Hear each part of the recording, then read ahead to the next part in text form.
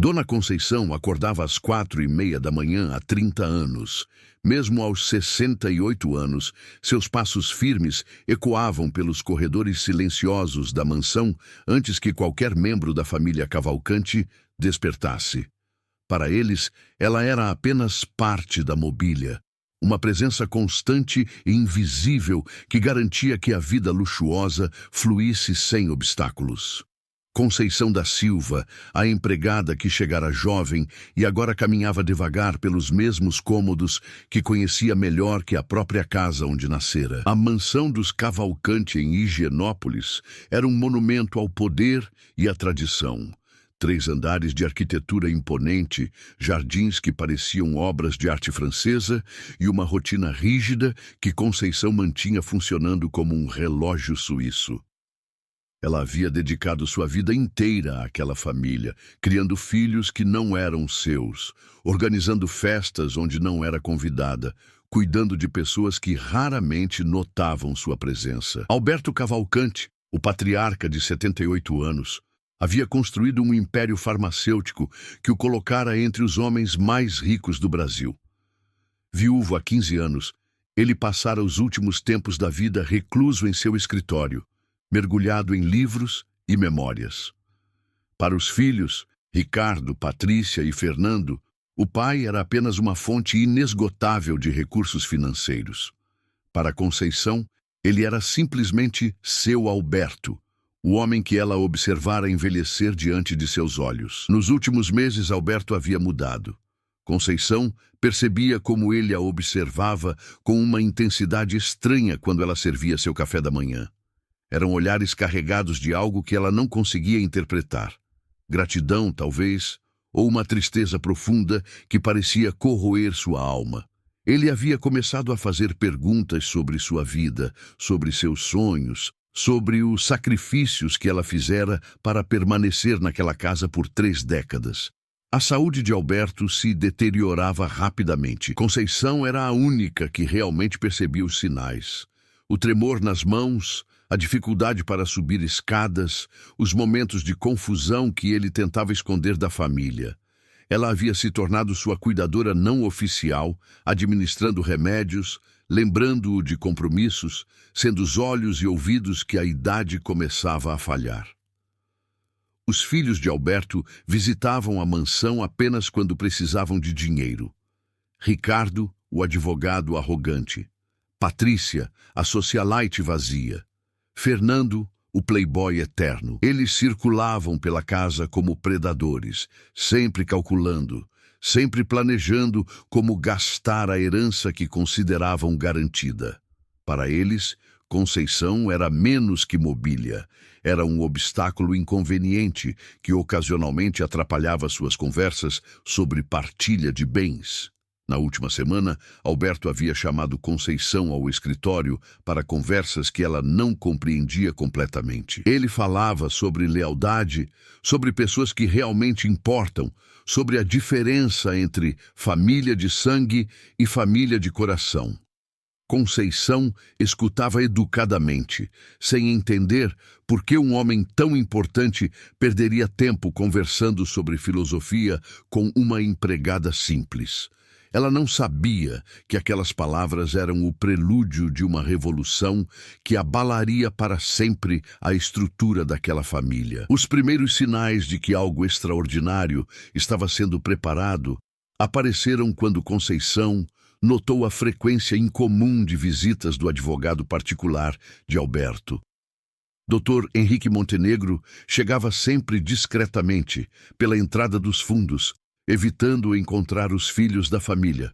As reuniões se estendiam por horas no escritório, sempre com a porta fechada e vozes baixas que não permitiam que ninguém escutasse o conteúdo das conversas. Conceição percebia a tensão crescente em Alberto. Ele havia perdido o apetite, empurrava a comida pelo prato durante as refeições que ela servia com carinho. Suas noites se tornaram insones. Ela escutava seus passos inquietos pelos corredores da mansão durante a madrugada, como um fantasma atormentado por pensamentos que não conseguia aquietar. Quando ela perguntava se ele estava bem, Alberto apenas sorria tristemente e murmurava que algumas decisões importantes precisam ser tomadas. A situação se agravou quando Ricardo, Patrícia e Fernando começaram a pressionar o pai sobre questões financeiras. Eles haviam notado as reuniões secretas com o advogado e suspeitavam que mudanças estavam sendo planejadas. As visitas à mansão se tornaram mais frequentes, mas não por amor filial. Era puro interesse financeiro disfarçado de preocupação familiar. Conceição observava essas dinâmicas com o olhar silencioso de quem conhece intimamente todos os habitantes da casa. Durante uma dessas visitas tensas, Conceição escutou uma discussão acalorada vinda do escritório. Ricardo exigia saber sobre as alterações no testamento. Patrícia chorava falsamente sobre a saúde do pai, e Fernando ameaçava contestar qualquer mudança que considerasse inadequada. Alberto permanecia em silêncio, mas Conceição via em seus olhos uma determinação férrea que ela nunca havia presenciado antes. A transformação mais notável aconteceu na relação entre Alberto e Conceição. Ele começou a tratá-la com uma reverência que a deixava confusa e desconfortável.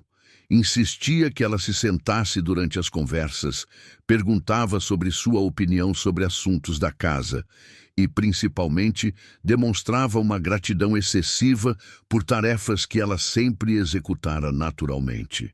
Era como se ele estivesse se despedindo, honrando uma pessoa que havia sido fundamental em sua vida. As noites se tornaram o momento mais revelador. Alberto chamava Conceição ao escritório e compartilhava memórias que ela nunca soubera que ele guardava. Ele se lembrava de quando ela chegara à casa, jovem e assustada.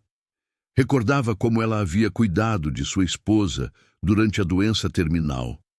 Mencionava pequenos gestos de carinho que ela fizera ao longo dos anos, detalhes que ela pensava terem passado despercebidos.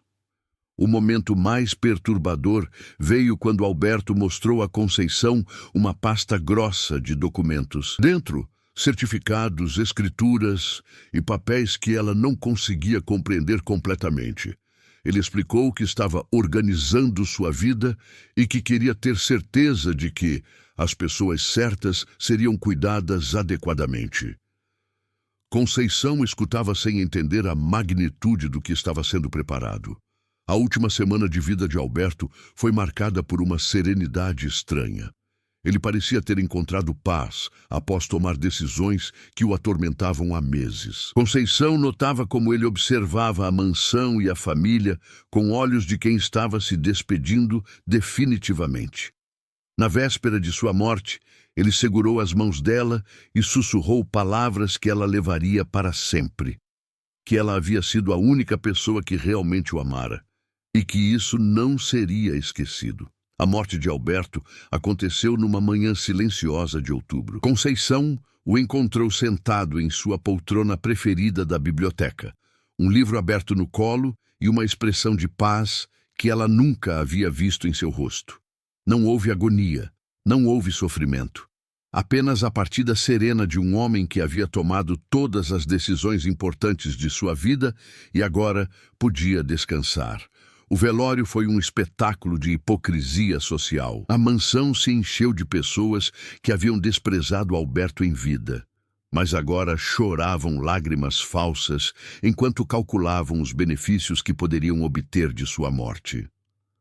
Ricardo, Patrícia e Fernando representavam o papel de filhos enlutados com a perfeição de atores experientes, recebendo condolências enquanto seus olhos brilhavam com a expectativa da herança milionária que estava prestes a ser revelada. Conceição permanecia nos bastidores, como sempre havia sido sua função. Ela organizava o serviço, cuidava dos detalhes, garantia que tudo funcionasse perfeitamente, mesmo em meio ao caos emocional. Para os visitantes, ela era apenas mais uma funcionária cumprindo seu dever. Para ela mesma, era uma mulher que havia perdido a única pessoa que realmente a conhecia naquela casa. 3 dias após o funeral, Dr. Montenegro convocou a família para a leitura oficial do testamento. A reunião foi marcada para a biblioteca da mansão, o mesmo local onde Alberto havia passado seus últimos meses planejando o que estava prestes a ser revelado. Ricardo chegou acompanhado de seu próprio advogado, Patrícia trouxe o marido para apoio moral e Fernando apareceu visivelmente nervoso, mas tentando disfarçar com arrogância. Conceição foi instruída a permanecer na sala durante a leitura. Ela protestou, argumentando que não era lugar para uma empregada, mas Dr. Montenegro insistiu que sua presença era essencial para o cumprimento das últimas vontades de Alberto. Ela se sentou discretamente numa cadeira no canto da biblioteca, tentando se tornar invisível enquanto a família se posicionava confortavelmente nas poltronas principais. A leitura começou com as formalidades legais habituais.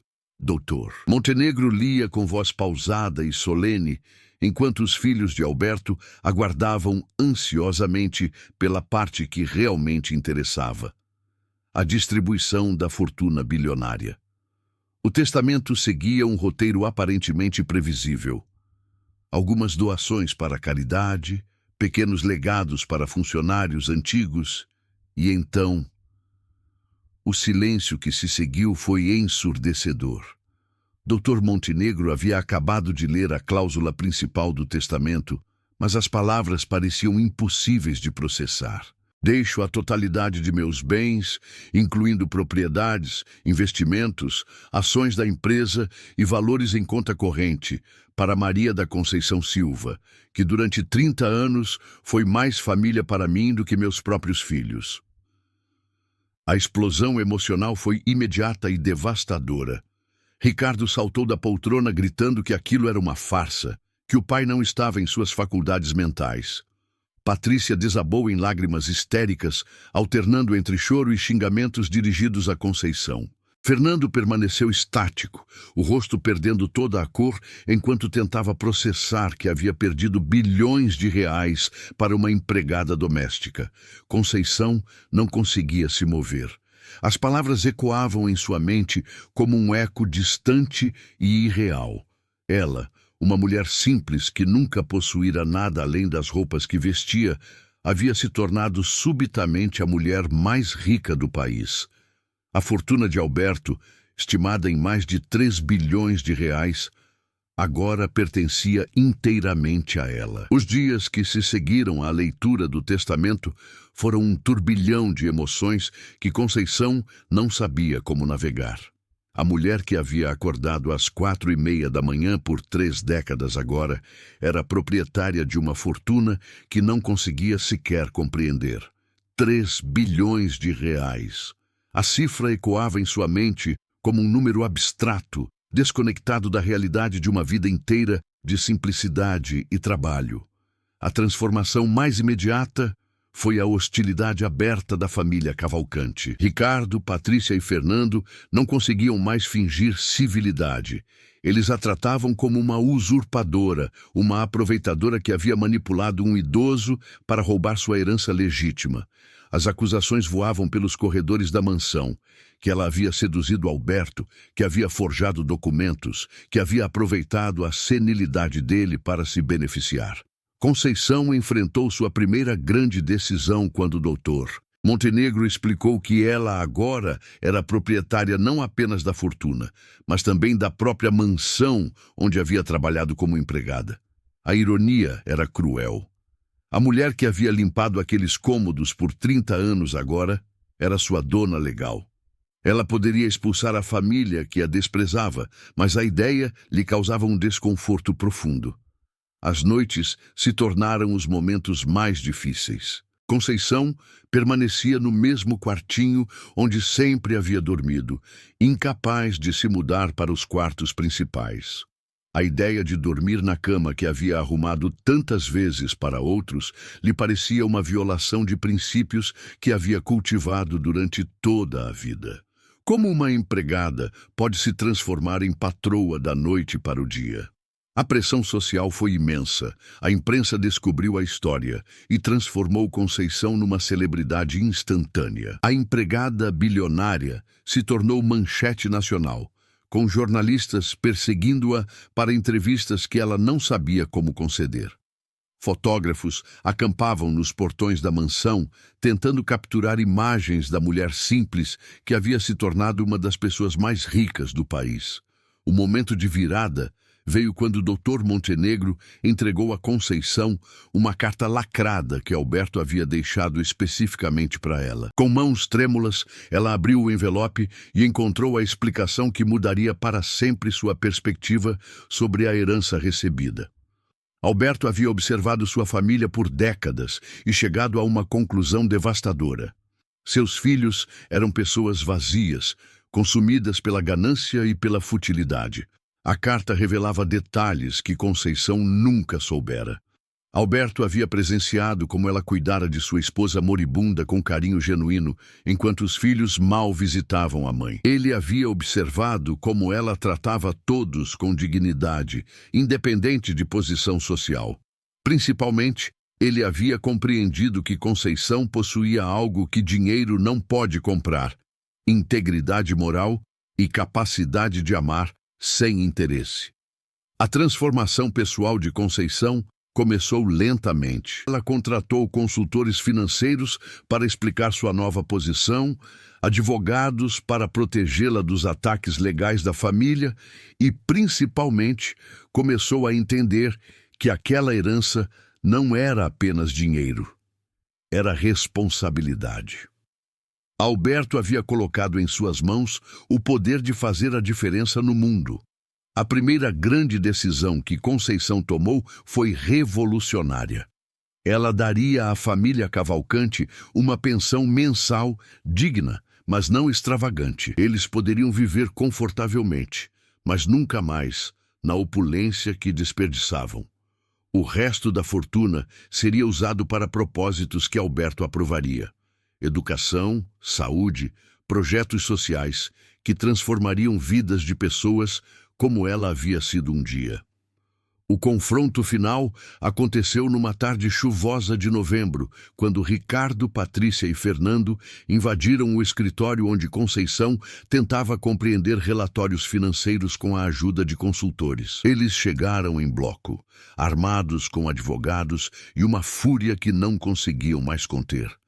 A guerra silenciosa que durava semanas estava prestes a explodir em sua face mais cruel e definitiva. Ricardo liderava o ataque com a arrogância de sempre, mas agora temperada pelo desespero de quem havia perdido bilhões. Ele acusou Conceição de ter manipulado um homem senil, de ter forjado documentos, de ter usado artifícios indignos para roubar o que pertencia legitimamente à família. Patrícia chorava lágrimas de raiva, enquanto gritava que uma empregada jamais poderia ser dona daquela casa, daqueles bens, daquela vida. Fernando foi além das acusações financeiras. Ele atacou Conceição pessoalmente, questionando sua educação, sua origem, sua capacidade de gerir uma fortuna. As palavras saíam de sua boca como veneno, que ela não passava de uma oportunista sem classe, que não sabia nem ler direito, que seria apenas questão de tempo até desperdiçar tudo que Alberto havia construído com tanto esforço. Foi nesse momento que algo se quebrou definitivamente dentro de Conceição. A mulher que havia se escondido nos cantos por 30 anos desapareceu para sempre. Lentamente, ela se levantou da cadeira e, pela primeira vez em sua vida, olhou diretamente nos olhos dos 3 filhos de Alberto. O silêncio que se seguiu foi carregado de uma autoridade que nenhum deles havia sentido emanar dela antes. A transformação foi completa e devastadora. Conceição começou a falar com uma voz firme que ecoou pela biblioteca como um julgamento final. Ela revelou que conhecia todos os segredos sórdidos daquela família. As traições de Ricardo à esposa, os vícios de jogo de Fernando que Alberto sempre encobriu, os casos extraconjugais de Patrícia que manchavam o nome da família. 30 anos observando em silêncio, haviam lhe dado um arquivo completo das fraquezas de cada um. Mas a revelação mais devastadora estava por vir. Conceição caminhou até o cofre de Alberto e retirou uma pasta que nenhum deles conhecia. Dentro, gravações de conversas onde os três planejavam internar o pai em uma clínica psiquiátrica para tomar controle de seus bens. Evidências de como eles haviam tentado sabotar medicamentos de Alberto para acelerar sua deterioração mental. Provas de conspiração que poderiam levar todos à prisão. O poder havia mudado de mãos de forma absoluta e irrevogável. Conceição não era mais a empregada invisível. Era a mulher mais rica do país, com evidências suficientes para destruir completamente a reputação e a liberdade de quem tentasse atacá-la. Ela ofereceu um ultimato simples. Eles poderiam aceitar graciosamente a pensão que ela oferecia e manter suas vidas dignas, ou poderiam continuar lutando e perder absolutamente tudo. O silêncio que seguiu foi a rendição completa de uma família que havia subestimado fatalmente a mulher que consideravam inferior. Conceição havia se transformado de vítima em juíza, de empregada em imperatriz, de um reino que agora lhe pertencia por direito e por merecimento.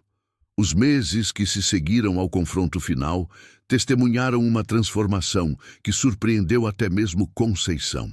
A mulher que havia passado 3 décadas servindo outros descobriu em si uma capacidade natural para liderar e tomar decisões que impactariam milhares de vidas. A fortuna de Alberto não se tornou um fardo, mas uma ferramenta poderosa nas mãos de alguém que compreendia intimamente o valor do trabalho e da dignidade humana. A primeira grande mudança foi na própria mansão. Conceição transformou a propriedade em sede de uma fundação educacional que ofereceria bolsas integrais para filhos de empregados domésticos. Os salões onde a elite paulistana celebrava futilidades se tornaram salas de aula, onde crianças pobres aprendiam que educação era o único caminho real para a transformação social. A biblioteca onde fora humilhada virou centro de estudos para jovens que sonhavam em mudar suas realidades. Ricardo, Patrícia e Fernando aceitaram a pensão oferecida e se afastaram definitivamente. A derrota havia sido tão completa que qualquer tentativa de resistência parecia absurda. Eles viviam confortavelmente, mas dentro de limites rígidos que os forçavam a repensar valores e prioridades. A arrogância deu lugar a uma humildade forçada, mas real. A gestão da fortuna revelou em Conceição talentos que ela nunca soubera possuir. Assessorada pelos melhores especialistas do país, ela direcionou investimentos para áreas que realmente importavam: hospitais públicos, creches comunitárias, programas de capacitação profissional para mulheres em situação de vulnerabilidade. Cada decisão era tomada com a sabedoria de quem conhecia a pobreza por experiência própria. A transformação mais notável aconteceu na própria Conceição. Aos 68 anos, ela aprendeu a ler textos complexos, a compreender relatórios financeiros, a falar em público com autoridade natural. A educação que a vida lhe negara na juventude, ela conquistou na maturidade. Universidades ofereciam títulos honorários para a mulher que se tornara símbolo de justiça social. O império farmacêutico de Alberto ganhou nova direção sob a supervisão de Conceição. Medicamentos antes caros se tornaram acessíveis. Pesquisas foram direcionadas para doenças que afetavam populações pobres. A empresa que enriquecera, explorando necessidades humanas, se transformou em instrumento de cura e esperança. A história de Conceição se espalhou pelo país como lenda moderna. A empregada que herdou bilhões e os usou para construir um Brasil mais justo, inspirou milhões de trabalhadores domésticos. Ela recebia cartas diárias de mulheres que encontravam força em sua trajetória para exigir direitos e dignidade em seus próprios empregos. Nas noites silenciosas, Conceição caminhava pelos jardins que antes cuidara como empregada e agora possuía como proprietária. A ironia havia se transformado em propósito. Ela conversava mentalmente com Alberto, agradecendo pela confiança depositada e prestando contas de como estava honrando sua memória. A fortuna não a havia corrompido. Havia revelado sua verdadeira natureza. A última grande decisão de Conceição foi testamentária. Ela determinou que, após sua morte, toda a fortuna seria distribuída igualmente entre as famílias atendidas por suas fundações. Nenhum herdeiro individual, nenhuma concentração de poder. O dinheiro voltaria para o povo, multiplicado em educação, saúde e oportunidades. Conceição da Silva havia se tornado mais que uma bilionária. Era a prova viva de que caráter vale mais que berço e que justiça, mesmo tardia, sempre encontra seu caminho. 10 anos se passaram desde que Conceição da Silva se tornou a mulher mais rica do Brasil. Aos 78 anos, ela celebrou seu último aniversário cercada não por uma família de sangue, mas por centenas de jovens cujas vidas haviam sido transformadas por suas fundações. A mansão em Higienópolis fervilhava com a alegria de médicos, engenheiros, professores e advogados que um dia foram filhos de empregadas domésticas e hoje ocupavam posições de destaque na sociedade. Vovó Conceição, como era carinhosamente chamada por todos, havia se tornado uma lenda viva. Sua história era ensinada em escolas como exemplo de que dignidade e caráter valem mais que origem social. O efeito Conceição revolucionou as relações trabalhistas domésticas no país. Empregadores passaram a tratar funcionários com mais respeito, sabendo que qualquer um deles poderia ser um diamante não lapidado, esperando oportunidade para brilhar. A Fundação Alberto e Conceição já havia formado mais de 10.000 jovens em universidades de excelência. Hospitais construídos com sua fortuna atendiam gratuitamente comunidades inteiras. O programa Mães Trabalhadoras oferecia creches e capacitação profissional para empregadas domésticas, garantindo que suas filhas tivessem oportunidades que elas nunca tiveram. O império farmacêutico havia se tornado modelo mundial de responsabilidade social corporativa. Medicamentos vitais eram distribuídos gratuitamente em países pobres. Pesquisas financiadas pela empresa encontraram curas para doenças negligenciadas que afetavam populações carentes. O lucro continuava sendo gerado, mas agora servia a propósitos maiores que enriquecimento pessoal. Ricardo, Patrícia e Fernando haviam encontrado redenção tardia. A humilhação de perder a herança os forçou a repensar valores e prioridades. Ricardo se tornou advogado de direitos trabalhistas, defendendo empregados domésticos pro bono. Patrícia coordenava voluntariamente programas de alfabetização em favelas. Fernando havia aberto uma escola técnica gratuita em homenagem ao pai que finalmente compreendera. A morte de Conceição veio suavemente, numa manhã de primavera, enquanto lia cartas de agradecimento de ex-bolsistas que agora eram médicos salvando vidas. Ela foi encontrada sentada em sua poltrona favorita da biblioteca, um sorriso sereno no rosto e uma foto de Alberto nas mãos. Havia morrido como viveu, em paz, rodeada pelo amor de pessoas que ela havia tocado profundamente. O funeral de Conceição parou o país.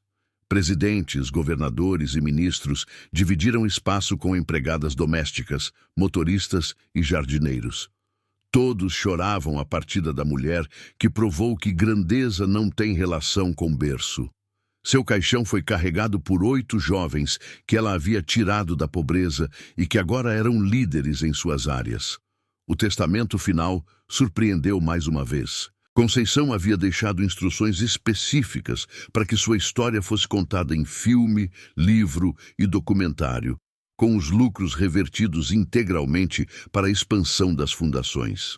Ela queria que sua trajetória inspirasse futuras gerações de trabalhadores a nunca aceitarem invisibilidade como destino. Na lápide simples do cemitério, apenas uma frase escolhida por ela: Maria da Conceição Silva. Provou que o amor verdadeiro sempre é recompensado. Abaixo, uma segunda linha adicionada pelo povo: a empregada que se tornou rainha da justiça social. Hoje, a Fundação Alberto e Conceição é uma das maiores organizações filantrópicas do mundo. A casa, em Higienópolis, virou museu e centro de estudos sobre desigualdade social. E em cada canto do Brasil, empregadas domésticas trabalham com mais dignidade, sabendo que uma de suas irmãs provou que nenhum sonho é grande demais quando o coração é verdadeiro. Se essa história te tocou, compartilhe com alguém que também merece ouvir isso.